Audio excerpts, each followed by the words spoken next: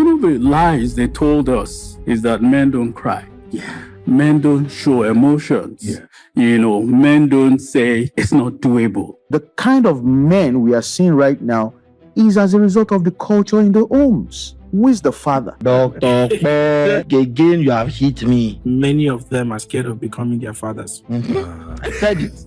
I said it. Did he eat you? Yes. Both of you. Double punch. When I was walking, it got to a time I used to say, I never want to be like my father. It grew inside of me. I'd be walking on the road, on the street. I don't want to be like my father. I'll never be like my father. My father would tell me in the traffic to calm down. Just a little scratch, or maybe You should bring her. Come down, beat Come the down. person. Beat the person. I'll beat the driver. I'll beat the conductor.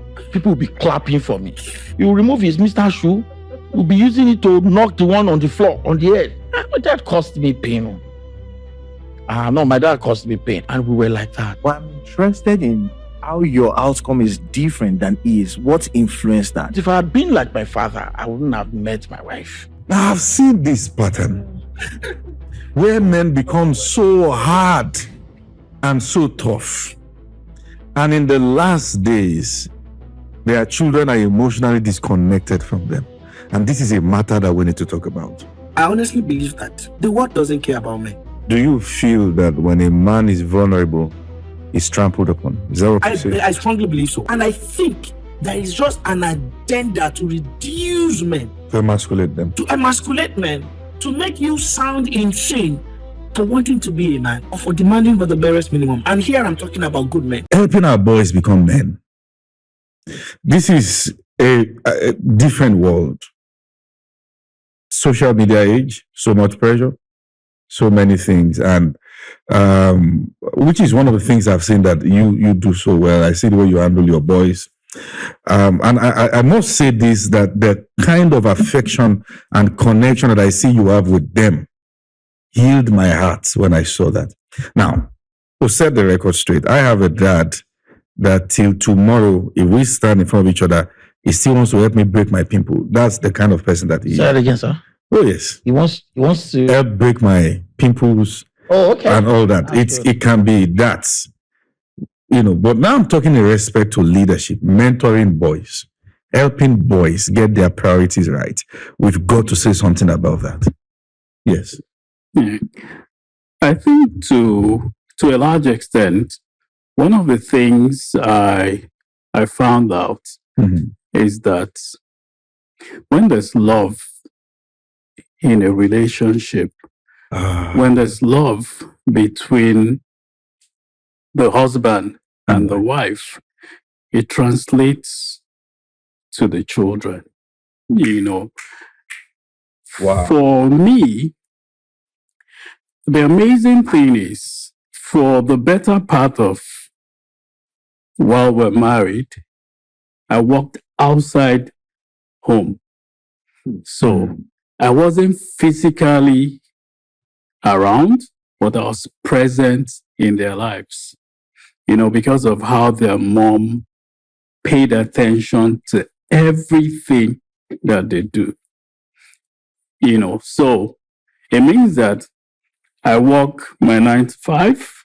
When I'm home, the remaining time till sleep time, I engage with them. We do our homework, we do assignments. When she has challenges, she reports to daddy. We do the discipline and that. And for those periods, I always come home fortnightly. So it was an 8-hour trip. I'll drive, but every fortnight, for the number of years I worked, I come home.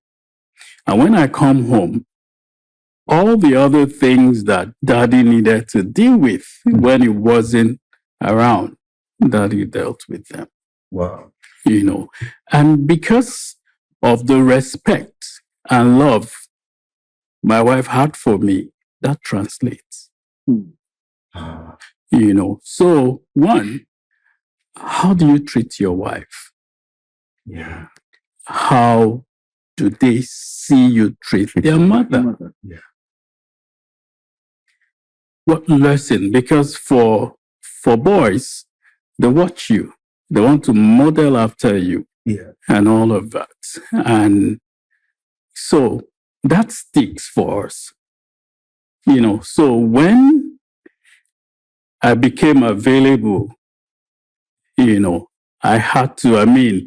Everything I had to fill into that space of the mom and the dad. One of the conversations we had was, look, guys, dad is a disciplinarian, but God will give him grace to act the mom and the dad.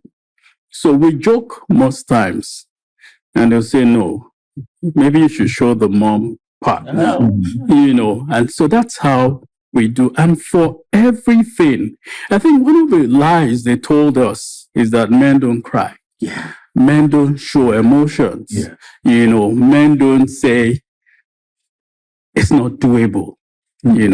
Those were some of the things. They've seen me cry. That's you showing them vulnerability. Yes, they've seen me cry. They gather around me and cry, and we all cry. Yeah. They ask for things, and I said, not today. Even when I can afford it, I'll say, not today. We have, templates for doing anything. We don't do impulse. Mm-hmm. So if you want to do anything, you must plan ahead. Mm-hmm. You must tell daddy ahead, and daddy will plan. We don't go out and you don't throw tantrums because you were not raised that way. So for each of them, they learn discipline. Mm-hmm. You learn that if you need to go out in a week's time, you tell daddy today. When nothing is sudden. Yeah. So when you come up today and say, I have an event today, I'm sorry. We can't do that. It's not because they couldn't go, but because you have to learn discipline. Yeah. So most times we're vulnerable to each other, and they know that part. And that has helped us to navigate, the season, when we found ourselves. So for me, basically, I think love is one of the key things, because if that hasn't been there, when there'll be a divide between mom and dad, and that's one of the things I think we should prioritize. If you love your wife, you reflect on the children. Yeah. That's a key thing. To pick up from what, because I'm a big proponent of the culture of the home parenting. A home that's shown that it is weakness for men to show vulnerability. That it's not okay for a man to cry. As a boy saying that, because children don't do what you say, they do what they see you do. Yeah. Right. So when you create that kind of atmosphere, that boy grows to become a man who keeps to himself, tries to solve his problem by himself, is alone, he does not want to show his vulnerability. And the people around him feels he's fine because he never talks about his problem. They think he's okay. And that idea has reinforced another kind of mind, the identity of a man that, men should be strong. So that's why we have this masculine toxicity now. Yeah. Because you're toxic masculinity. Yes. Because you're going through a lot, but you cannot shed it out. So what you've done is you blending responsibility with humanity. And that's what I think we need to imbibe in the culture of our homes today. The kind of men we are seeing right now is as a result of the culture in the homes. Who is the father? I'm interested to knowing how the dynamic plays out between you and your dad. Yeah. Do you understand? Because you can't do beyond what you know. You can't do beyond what you're exposed to. Doctor Bear. Doctor Bear. What is Doctor Bear? Again, you have hit me. And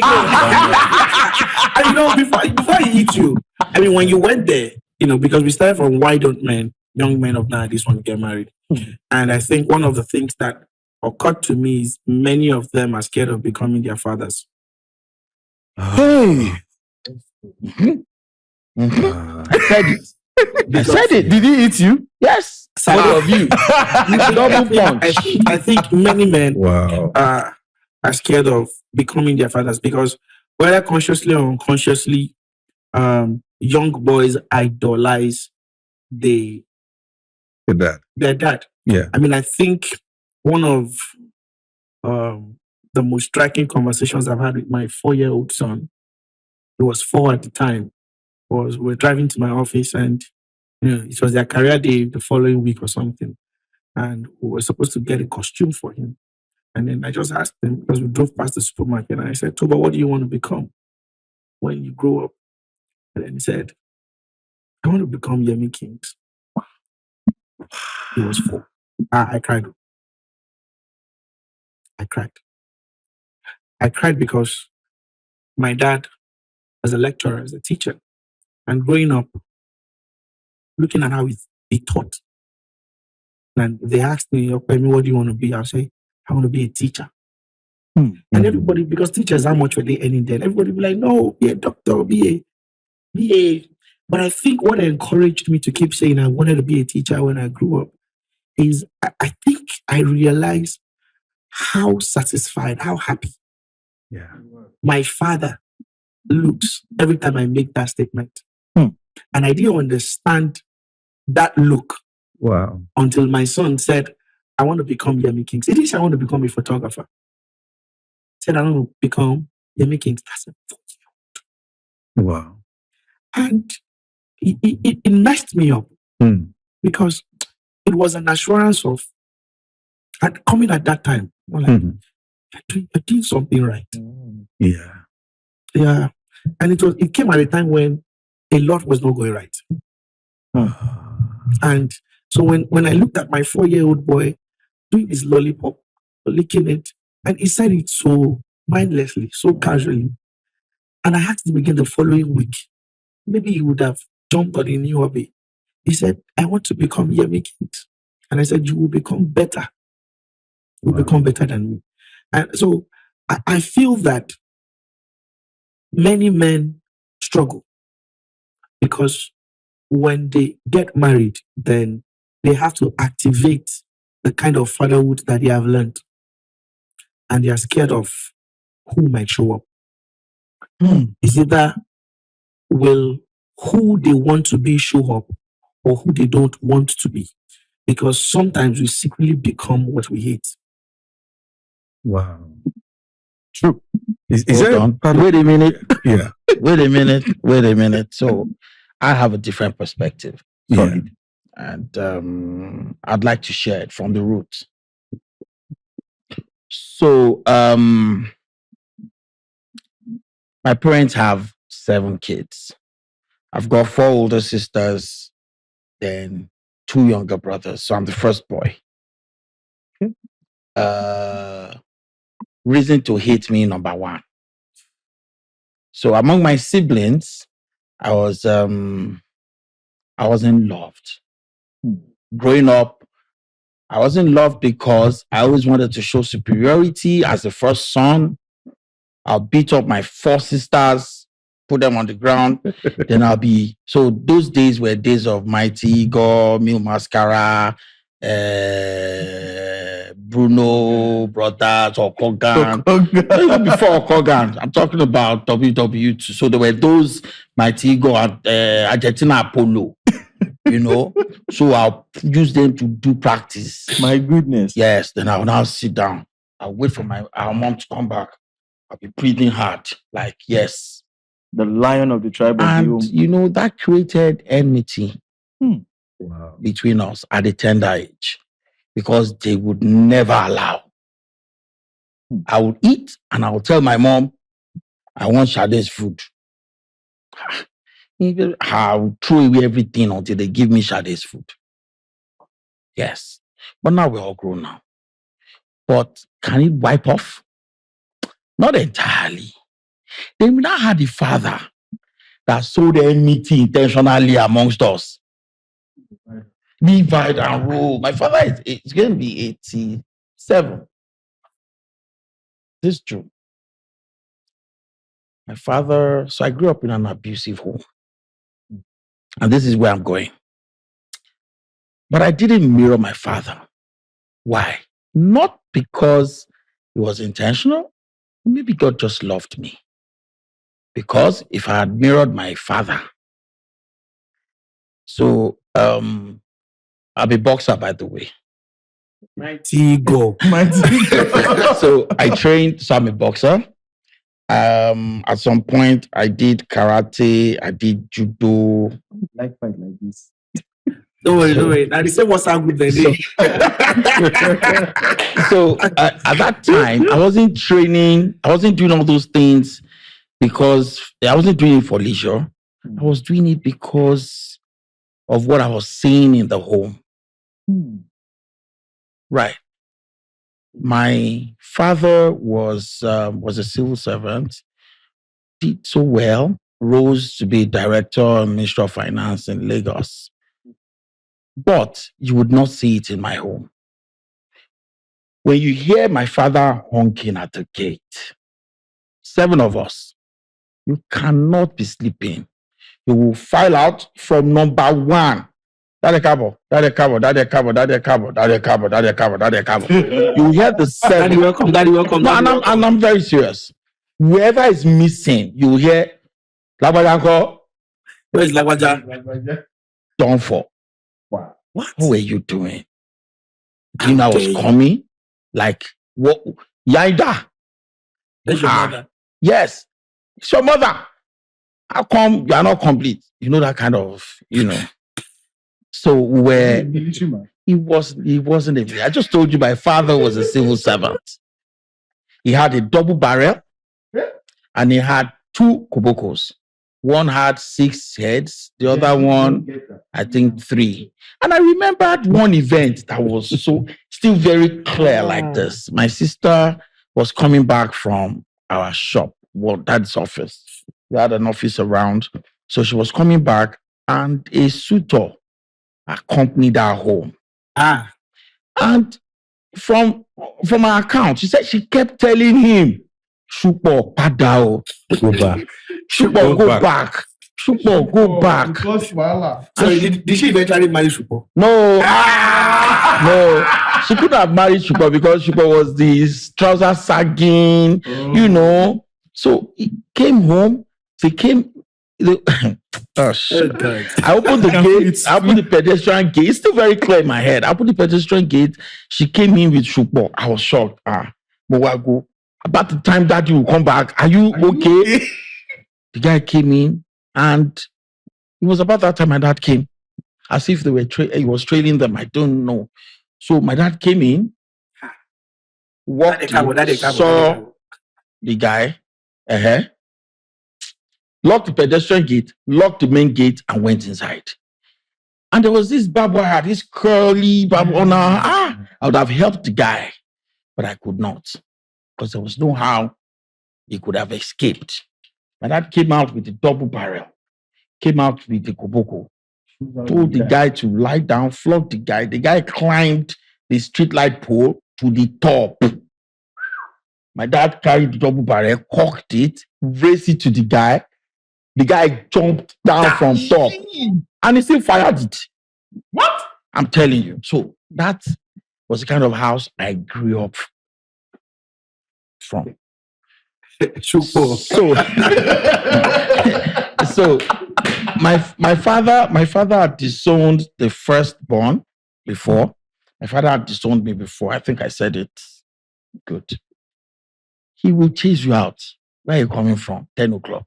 Go back to where you're coming from. And that's the end. And that's the end. I've seen my parents fight countless times. I'm not talking of small. So somebody served my dad with a mug. Auntie Christie. I still remember Auntie Christie. My dad was coming back from church. He was going to go to church in the evening. So said, Christie Fumilo me. And Auntie Christie brought the mug. In those days, we didn't have this kind of mug. It was big, like glass mug. the water wasn't cold enough. With the water and the mug, my dad stoned Auntie Christy from afar. Missed her by whiskers. The thing hit the wall and it sharpened, tore Auntie Christy's eye here till now. Well, if Auntie Christy is still alive, because I know the last time I saw her in Ekiti, she still had that mark. Wow. That was my dad. So that's why I said I think God loved me, in the sense that when I was walking, it got to a time I used to say, I never want to be like my father. It grew inside of me. I'd be walking on the road, on the street. I don't want to be like my father. I'll never be like my father. My father would tell me in the traffic to calm down. Oh yeah. No what? I'll beat the driver. You won't interpret that. Somebody in the car says, calm down. Just a little scratch, or maybe Calm down. Calm down. Beat the person. I'll beat the driver. I'll beat the conductor. People will be clapping for me. My daddy will remove, they used to call one shoe Mr. Designer, Mr. At that time. He will remove his Mr. shoe. We'll be using it to knock the one on the floor, on the head. And we were like that. Is this still a fighter thing now? My dad? No. Life has happened to him. So when I say life has happened, I'm believing that he receives Christ before he dies, but he's still that strong-willed, but now soft man. So he didn't like the fact that I didn't become a doctor or pharmacist like he wanted. He used to tell me the engineering, he didn't want me to do it, but he gave us one thing, education. And for that, I owe him. Yeah. But for what he did to my mom, for all that he did to us, that cost me pain. No, my dad cost me pain. My dad told me, and I'm saying it because it's the truth. My dad told me that when my late wife died, and I was still grieving, because I stopped begging him for money. At that time, I was still begging him for money because I didn't have. My dad now told me that I'm beginning to have small change that I've gone to use our head for ritual. Didn't stop in the house. Went to the village to tell the king of our village, anywhere they see me, he should label me as a ritual. Told all the family members, and that was what I did. My father. My father, Baba Jumoke. What you just described and looking at you. Oh, one more thing. My mom clocked 60. So I came home from NYSC. 60, 50, 60. I came home from NYSC, from Zamfara, to come and celebrate my mom. He didn't want us to come. He wanted to ridicule her 50. Our money, children will not be complete. I came, traveled down. I was supposed to go on a Monday. He said I must leave on a Sunday. Daddy, party was Saturday. I will go on Monday. My dad wrote with his official letterhead as the director of Ministry of Finance to NYSC Corps Commandant. This dereliction of duty and abscondment from national service. Wrote petition, 2 pages, sent it to Abuja. When I got there, I lost my salary. I was supposed to be punished. And somebody now asked me, are you sure this man is your father that wrote this letter? Because they summoned me to go. So from, you know how that place is, I traveled, I was moving round. He just took joy in giving us pain. And it wasn't just for me. Everybody from number 1 to 7. And guess what? There was a time I was very pained. And I went to him. It was a New Year's Day. And I said, Dad, for me. And I laid down. I said, for everything you think I must have done to you, I said, I apologize. Forgive me. I searched. I didn't understand why he was doing it. So I had to ask him. You know what he told me? I'm the only one that can do it. If I say it, what can you do? But I'm interested in how your outcome is different than his. What influenced that? That's why I said I cannot explain. That's why I said maybe God just loved me. Do you have any male figure? So my case is a peculiar case. I think, Apostle, if you remember, I told you once, I said, I don't want to start the conversation because if I start the conversation, I said, my story is long. But if I had been like my father, I wouldn't have met my wife. So I did something one day. And that's where you see that, sorry, Apostle, you do this for me again. Please. I don't know that one. There's a particular vegetable. There's a vegetable beside the dung hill. There's no how you wash it. It smell like smell of dung. And people eat it. Yeah, oh yes. Yeah. Yes. Oh yes. There's a part that eats it. So when I was courting this, my wife, we were around Isolo. I think it was Limca. Yes, around that place, Last Potek, that bridge. And I just felt this Okada hit us a bit. I just came down. beat the driver. Now, something that had been a culture years ago. Now you think you are born again now, over it. I looked at the guy. You beat the heaven and the I earth. wanted to just remove the key and throw it away. Then he struggled with me. With the Okada on top. Apostle, I'm not proud to say this.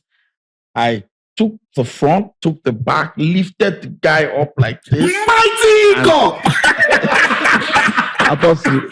Apostle, no. But I'm not like that. I'm not like, Beat the heaven and earth out of him. I just threw the Okada away. I still remember the picture very well.